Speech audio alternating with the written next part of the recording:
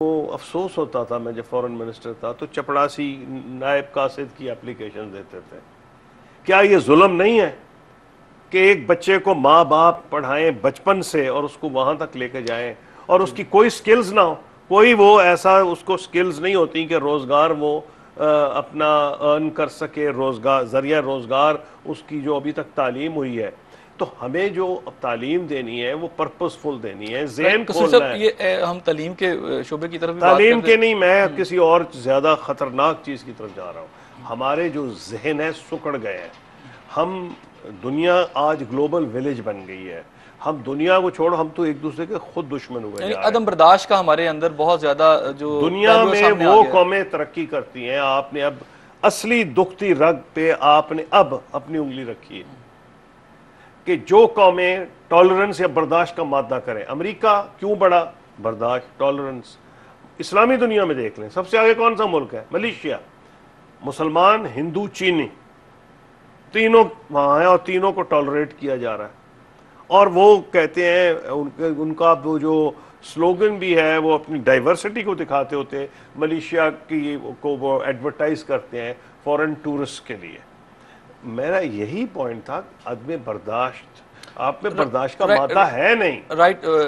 कसूर साहब, ये बात अपनी जगह पर, लेकिन ये बताएं पाकिस्तान हाँ, मैं की दूसरी चीज एक और आ रहा हूँ जो बड़ी खतरनाक है। जी वही है, आपने कहा सही कहा कि हमारी मिलिट्री पे अटैक हुआ है, जीएचक्यू पे अटैक हुआ है।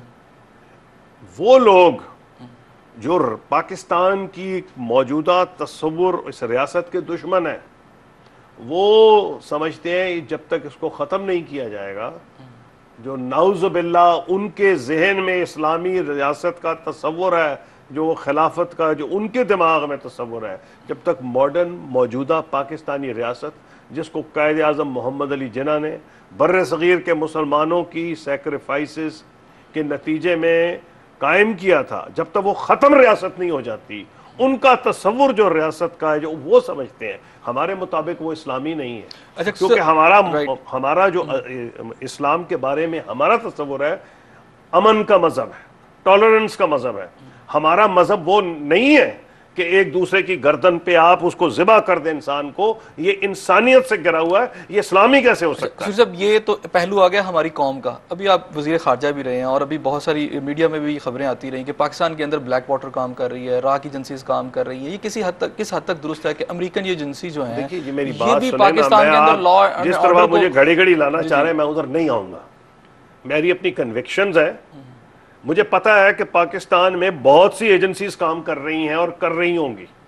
मैं मुंह ज्यादा नहीं खोलना चाहता। जब तक आपके ताल्लुकात दुनिया से नॉर्मलाइज नहीं होंगे, ये चीजें रहेंगी और वो कुछ आपका नहीं बिगाड़ सकते। ना America, I be very blunt, ना अमेरिका ना हिंदुस्तान आपका कुछ नहीं बिगाड़ सकते अगर आप मुत्तहिद हो, बहैसियत कौम आप मुत्तहिद हो। और आपकी जो टीवी की जो हमारी मीडिया है इतनी पावरफुल माशाल्लाह हो गई है कि आप कौम को मुत्तहिद कर सकते हैं।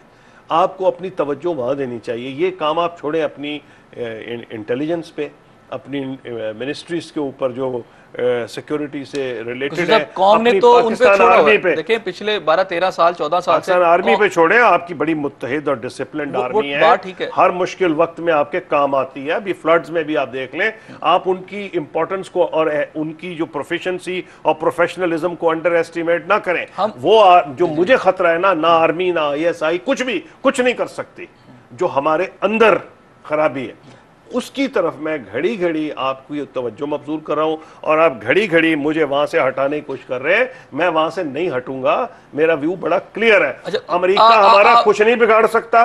देखिए, मैं 5 साल इस मुल्क का वजीर खारजा रहा हूं। एक बात सुने ना, हमारी एजेंसी जो है वो ये कहती हैं, हमारी हुकूमत ये कहती है कि पाकिस्तान के अंदर जो टेररिज्म हो रही है वो अफगानिस्तान से हो रही है, वहाँ राह मौजूद है और वो पाकिस्तान के अंदर वो फैक्टर्स या वो एलिमेंट जो दहशतगर्दी कर रहे हैं उनको सपोर्ट कर रही है, मादी सपोर्ट कर रही है, उनको फाइनेंशियली सपोर्ट कर रही है और इन्फ्यूज किए जा रहे हैं दहशतगर्द पाकिस्तान के अंदर। अगर अफगानिस्तान के अंदर रॉ मौजूद है या अमेरिकन एजेंसीज मौजूद हैं तो फिर हम कैसे इससे जो है आंखें बंद कर सकते हैं? देखिए, मैं उसका जवाब दूंगा। मैं तो खुद ये करता था जब मैं वजीर खारजा था, जो आप कह रहे हैं। और मैं इंडियन कॉन्सुलेट्स का जिक्र किया करता था कि इंडियन कॉन्सुलेट्स वहां क्या कर रही हैं। अंगूर खरीदने गई हैं जो कंधार में उनकी कॉन्सुलेट है। और मैं ये बात नहीं मानता कि जी कॉन्सुलेट जो है बरतानिया के वक्त से थी। बरतानिया के वक्त की बहुत सी कौंसलेट हमने बंद कर दी हैं, बरतानिया ने खुद बंद कर दिए। लाहौर में उनकी डिप्टी हाई कमिश्नर का ऑफिस होता था। बात ये, मुझे पता है इस बात का, और मुझे इसका अदराक है कि गैर मुल्की क्या कर रहे हैं। हमें बिल्कुल हमारे ट्राइबल एरिया बलूचिस्तान में इंटरफेरेंस हो रही है। मैं जो कह रहा हूं, अगर वो क्यों हो रही है, पाकिस्तानी अपने आप को टूल बनाए हुए राजी हैं अपनी रियासत पे हमला करने के लिए, अपनी फौज पे हमला करने के लिए, अपने बच्चों, औरतों पे, बसों पे, अस्पतालों पे, मस्जिदों पे, इमाम बारगाहों पे पाकिस्तानी हमला करने के लिए तैयार है।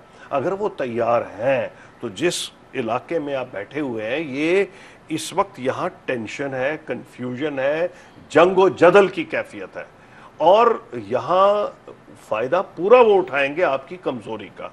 इसलिए हम हमेशा ये कहते थे, जब अफगानिस्तान की बात आती थी, कि जो सारा ब्लेम पाकिस्तान पे दिया जाता था कि जी पाकिस्तान से टेररिज्म एक्सपोर्ट हो रहा है, तो हाँ हो रहा है, वो हमारी मर्जी से तो नहीं हो रहा। ट्राइबल एरिया वाले हमारे यहाँ भी आके हमला कर रहे हैं, जिन्होंने वहां किया है वो वहां भी कर रहे हैं। तो कसूरी साहब, मुझे यहाँ ये बताएं कि थोड़ा सा बताइए, ड्रोन हमले को, जो हमले हो रहे हैं पाकिस्तान के अंदर, बेगुनाह लोग उनसे भी मर रहे हैं, उनको आप कहाँ पे देखते हैं? पहली बात, ये ड्रोन हमले जो है ना, हमने कंडेम किया था, पहली दफ़ा हमारी दफ़ा ही हुआ था जब मैं वज़ीर ख़ारजा था। हमने सख्त उस पर कंडोन किया था और अमेरिकन एम्बेसडर को समन किया था। लेकिन अब तो वो उसका कोई कंपैरिजन ही नहीं है, अब तो रोजाना हमले हो रहे हैं। राइट कसूरी साहब, यहाँ एक ब्रेक ले लें। नाज़रीन, वक्त हुआ एक छोटे से ब्रेक का। कसूरी साहब का कहना ये है कि अब जो उनके दौर में जो ड्रोन हमले हो रहे थे, अब उससे कहीं ज़्यादा उसकी जो तादाद है वो बढ़ चुकी है और सूरत हाल बहुत ज़्यादा इस हवाले से ग्रिम है। इस मौजू पर हम मज़ीद बात करेंगे, लेकिन इस ब्रेक के बाद हम आपसे मिलेंगे। जाइएगा नहीं, हमारे साथ रहिएगा। मिलते हैं ब्रेक के बाद।